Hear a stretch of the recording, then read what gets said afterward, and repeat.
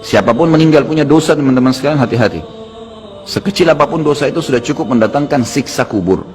Walaupun belum tentu dia masuk ke dalam api neraka. Jadi jangan dianggap remeh. Makanya kisah yang masyhur berhubungan dengan masalahnya adalah kisah Utsman bin Affan radhiyallahu anhu yang pernah menziarahi kuburan lalu terisak-isak menangis seperti anak kecil. Lalu beberapa teman-temannya di zaman khilafah beliau berkata, "Wahai Amir Mu'minin, kenapa anda menangis melihat kuburan? Padahal Nabi SAW sudah menjamin buat anda surga. Dan anda ini siapa? Terkenal anak mantunya Nabi SAW, ya, dapat jaminan surga. Nabi sebutkan lisannya langsung, Utsman di surga, dijamin.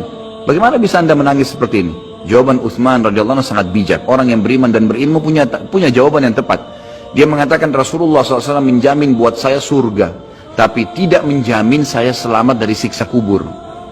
Dari mana jaminan saya disiksa dulu di kubur? Nanti saya masuk surga, betul.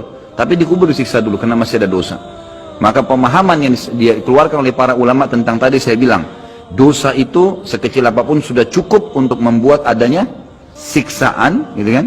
Itu karena pernyataan Utsman bin Affan yang menyebutkan statement tadi, gitu kan? Jadi kita harus memahami poin ini, teman-teman sekalian. Makanya jangan pernah tunda minta maaf sama orang. Jangan pernah tunda mengembalikan haknya orang lain. Jangan pernah menganggap remeh dosa-dosa kecil. Tidak boleh sama sekali. Karena kita akan lihat nanti salah satu penyebab azab kubur adalah tidak cebok pada saat kencing. Masalah kecil yang dianggap kecil oleh orang, gitu kan? Banyak orang anggap remeh. Maaf, banyak saudara-saudara kita yang membawa taksi, kendaraan umum di luar sana, kemudian kadang-kadang kita lihat di pinggir jalan kebelet kencing, main mampir sembarangan saja, ya, kencing sembarangan, tidak membersihkan dirinya. Ini berbahaya, penyebab azab kubur.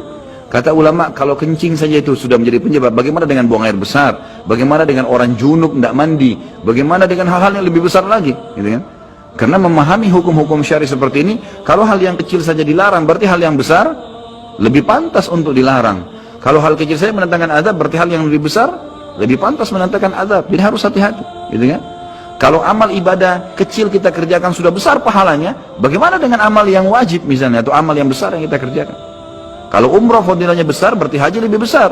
Kalau sholat sunnah besar, tahajud, maka sholat 5 waktu lebih besar pahalanya, dan seterusnya. Jadi poin-poin ini dalam mukaddimah kita harus difahamin baik-baik, gitu kan? Terutama yang terakhir saya ucapkan tadi, hati-hati teman-teman sekalian. Saya juga tahu diri saya pasti punya salah, tapi saya mengajak diri saya dan jemaah sekalian untuk beristighfar kepada Allah, bertaubat. Jangan tunda pengembalian haknya orang lain, meminta maaf kalau punya kesalahan. Jangan tunda-tunda, jangan bilang nanti Idul Fitri baru saya minta maaf. Nggak ada perintah dalam agama seperti itu. Sebelum pejamkan mata nanti malam minta maaf semua.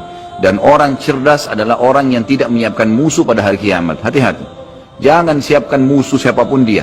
Maka harus ini, ya, kembalikan semua hak-hak orang, minta maaf. Kalau pernah mengambil barang orang yang tidak jelas, kembalikan. Kalau tidak, sedekahkan sejumlah itu.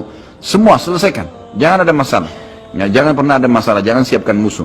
Imam Bukhari rahimahullah pernah berhenti berburu hanya karena meleset anak panahnya kena pagar tetangganya, gitu kan? Diajak teman-temannya, kita memanah yuk, berburu. Beliau senang berburu. Kemudian pada saat beliau lagi latihan panah, ternyata anak panahnya sempat mencuri sedikit pagar kayu tetangganya. Lalu dia panggil gulamnya, gulam ini kayak pembantunya, sampaikan ke teman-teman saya kalau saya tidak jadi memanah, saya tidak jadi berburu, dan sampaikan kepada tetangga kalau Bukhari minta maaf. Muhammad namanya tentu, Muhammad minta maaf, gitu kan?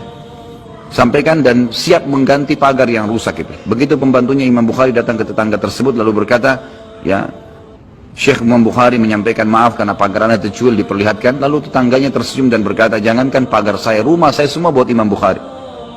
Saya tidak perhitungan dengan masalah itu.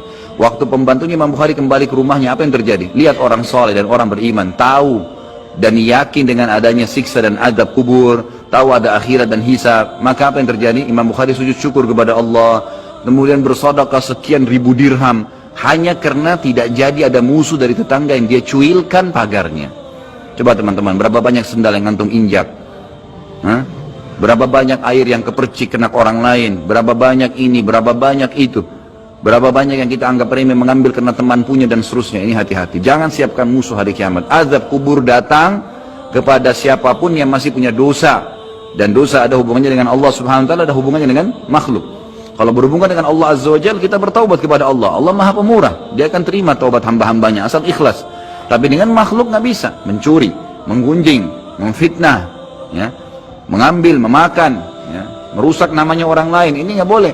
Ini harus selain taubat kepada Allah, meminta maaf kepada orangnya. Nah, ini tidak boleh ditunda ini. Nggak ada gengsi di sini.